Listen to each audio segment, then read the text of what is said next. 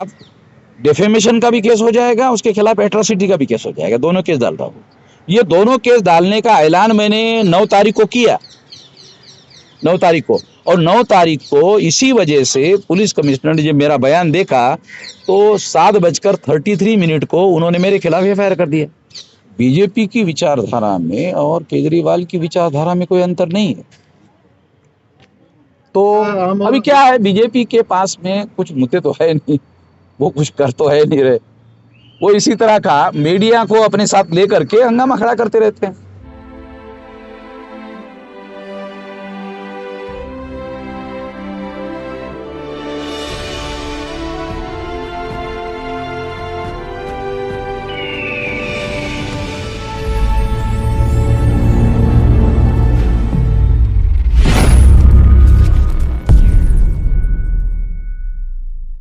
Sir क्या कहेंगे जिस तरह से नागपुर में आप प्रोटेस्ट मार्च करने जा रहे थे और आपको डिटेन कर लिया गया और ऊपर से जानकारी आ रही है कि एफआईआर हो गया, क्या कहना चाहेंगे? दो बातें हैं कि एक तो वो सारा कार्यक्रम उन्होंने जानबूझकर योजना बनाकर रोकने की कोशिश की और रोकने की कोशिश में वो विफल हो गए और बहुत बड़े पैमाने पर 2-3 लाख लोगों का गैदरिंग होने की वजह से पुलिस लोग गाड़ियां लाते रहे और लोग लगातार आते रहे। आखिरकार पुलिस कमिश्नर मतलब परेशान हो गया कि अभी हमारे पास तो फोर्स है नहीं। 8,000 फोर्स मंगाया था उन्होंने और 200 किलोमीटर दूर तक गाड़ियां हमारी रोकी। मतलब लगभग 50,000 से ज़्यादा लोगों को और आने नहीं दिया गया इसके अंदर। तो इसलिए ये उनकी विफलता है और आखिरकार कमिश्नर को मैं सदर पुलिस चौकी में मुझे डिटेन करके रखा गया था, तो वहाँ पुलिस कमिश्नर को मुझे मिलने के लिए आना पड़ा और आकर के मुझे ये कहना पड़ा कि 5 मिनट के लिए आप मौत के सामने चलिए। 5 मिनट के लिए, कम से कम 5 मिनट के लिए चलिए। तो मैंने कहा नहीं, मैं आपने डिटेन करके रखा है तो मैं नहीं जाऊँगा। शांति बनाए रखने के लिए मैं वीडियो बनाने के लिए तैयार हूँ, मगर मौत के सामने जाकर मैं ये कहने के लिए तैयार नहीं। तो अल्टीमेटली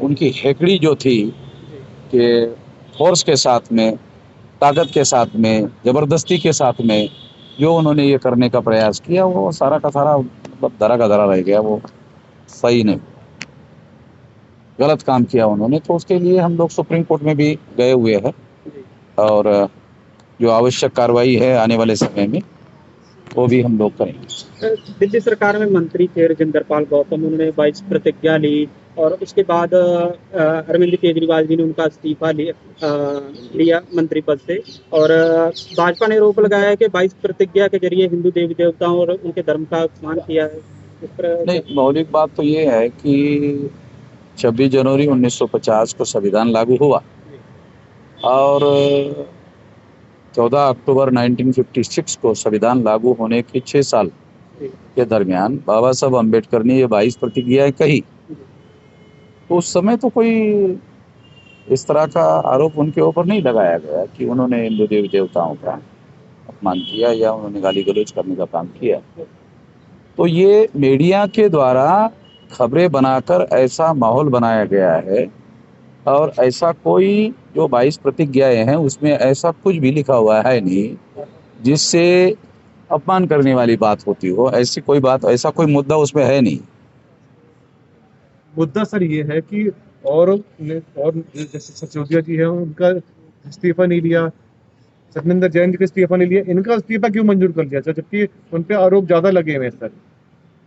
पर राजेंद्र पाल जी पे ऐसा तो आरोप नहीं था इस्तीफा लेने लगा। हाँ, तो मतलब जो केजरीवाल जी की विचारधारा, भारतीय जनता पार्टी की विचारधारा में कोई अंतर नहीं है ना। क्या दलित समाज सर वोट बैंक के लिए कि बीजेपी की विचारधारा में और केजरीवाल की विचारधारा में कोई अंतर नहीं है।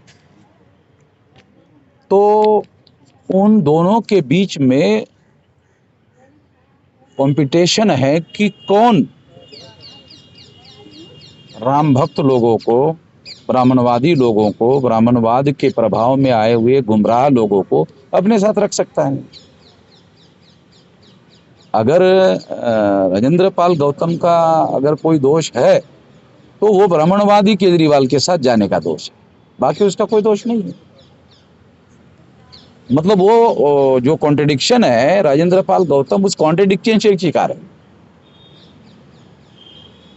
क्योंकि केजरीवाल बहुत प्रगतिशील आदमी है, बहुत क्रांतिकारी आदमी है, इसलिए राजेंद्र पाल गौतम उनके साथ गए हैं, ऐसा नहीं है। केजरीवाल की विचारधारा और बीजेपी की विचारधारा एक ही है, और उसमें राजेंद्र पाल गौतम घुस गए।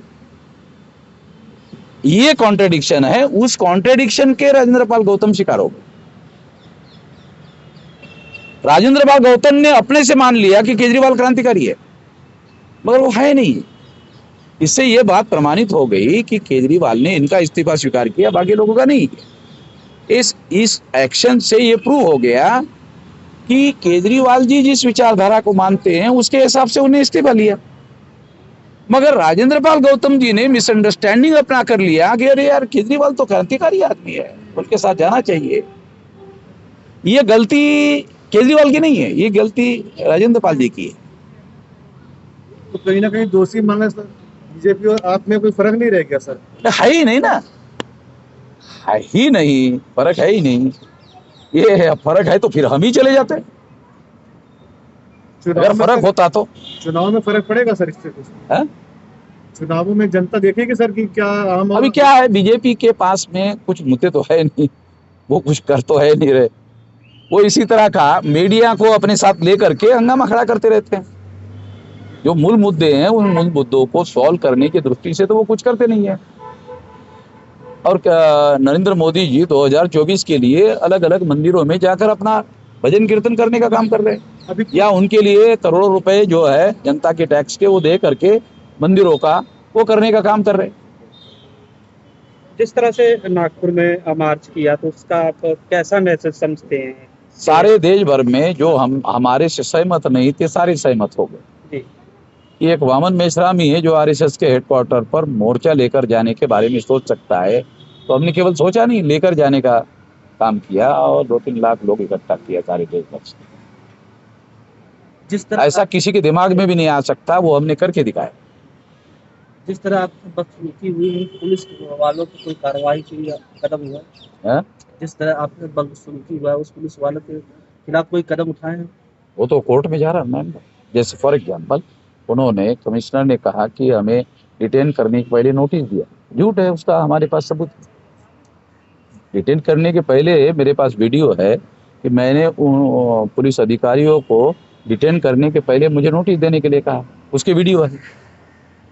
उन्होंने कोई नोटिस नहीं दिया, वो डिटेन करके लेके गए और फिर छोड़ने के बाद दिया, तो हमने वो नोटिस स्वीकार करते उसमें टाइम लिखा, तो वो डॉक्यूमेंट्री एविडेंस हो गया कि उन्होंने नोटिस नहीं दिया। अब ये जो पुलिस कमिश्नर का बयान जो झूठा बयान है, उसी को आधार बनाकर उसके खिलाफ केस हो जाएगा, उसके खिलाफ डिफेमेशन का भी केस हो जाएगा, उसके खिलाफ एट्रोसिटी का भी केस हो जाएगा। दोनों केस डाल रहा हूँ। ये दोनों केस डालने का ऐलान मैंने 9 तारीख को किया, 9 तारीख को, और 9 तारीख को इसी वजह से पुलिस कमिश्नर ने जब मेरा बयान देखा तो 7:33 को उन्होंने मेरे खिलाफ एफआईआर कर दिया। 5 तारीख के भाषण के लिए एफआईआर किया 9 तारीख को, भाषण मेरा है 5 तारीख को, और वहां वो कह रहे हैं कि मैंने गैर कानूनी बातें की, बल्कि मैंने वहां ये कहा कि अगर कोई गैर कानूनी तरीके से हमारे आंदोलन में गड़बड़ी करने की कोशिश करेगा तो मैं उसको पुलिस को हैंड ओवर कर दूंगा। मैं तो ये बात कहा, वो वीडियो हमारे पास सारा का सारा रिकॉर्डेड है।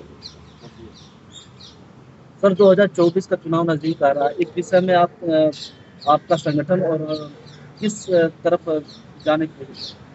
देखो, मैं जिस संगठन और आंदोलन की बात कर रहा हूँ, भारत मुक्ति मोर्चा और बहुजन क्रांति मोर्चा, कोई राजनीतिक दल तो है नहीं, मगर 2024 में बीजेपी चुनाव जीत कर नहीं आए, इसके लिए हम कोशिश करेंगे।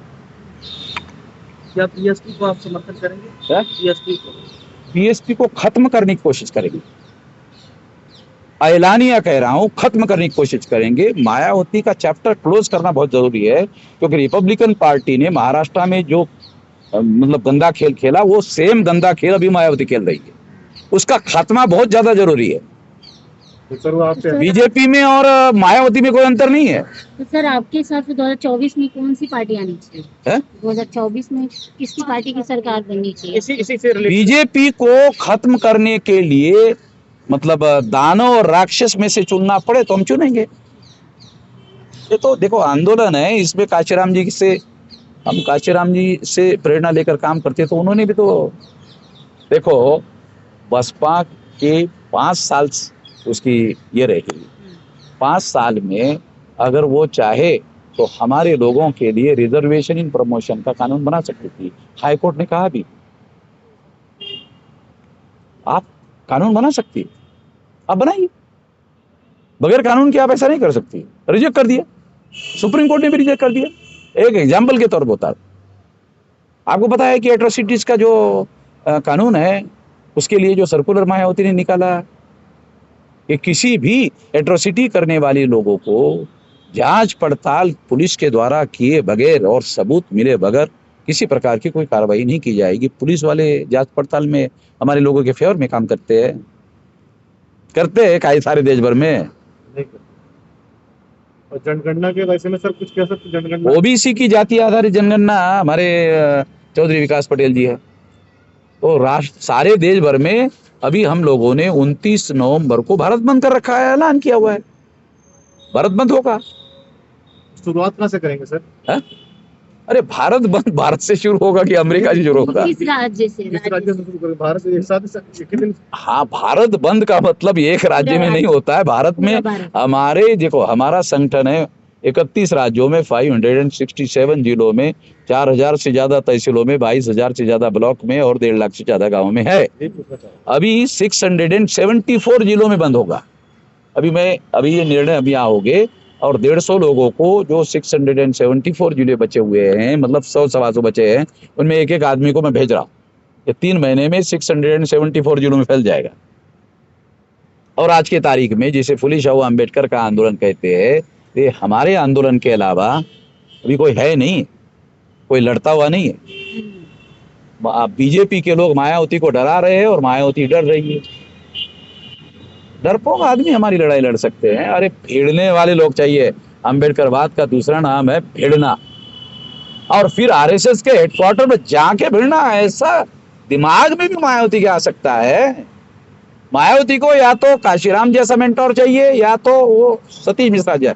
वो बगैर मेंटोर को कोई काम नहीं कर सकती। मायावती बगैर मेंटोर को काम नहीं कर सकती। मेरी बात समझ रहे क्या? इसका कोई सवाल है तो पूछो। पीएफआई के बारे में सर 2 लाइन सर। पीएफआई के बारे में केवल इतना कहना है कि अजमेर बम ब्लास्ट में आरएसएस के कार्यकर्ता को आजीवन कारावास हुआ, पीएफआई के किसी कार्यकर्ता को आजीवन कारावास हुआ हो, ऐसा कोई सबूत अभी तक भारत सरकार ने पेश नहीं किया। और इस पर बैन लगा दिया, उसको आजीवन कारावास होने के बावजूद भी बैन नहीं लगाया। नहीं है, समझ में नहीं आ रहा। सबूत के साथ बोल रहा हूं। 18 केसेस है आरएसएस पर अभी भी। 18 में एक केस देशद्रोह का मुकदमा फेस कर रही है आरएसएस। सरकार उनकी होने की वजह से उस केसेस को लंबी लंबी तारीखें मिलकर तारीखें आया चलते रहते, ये चल रहा।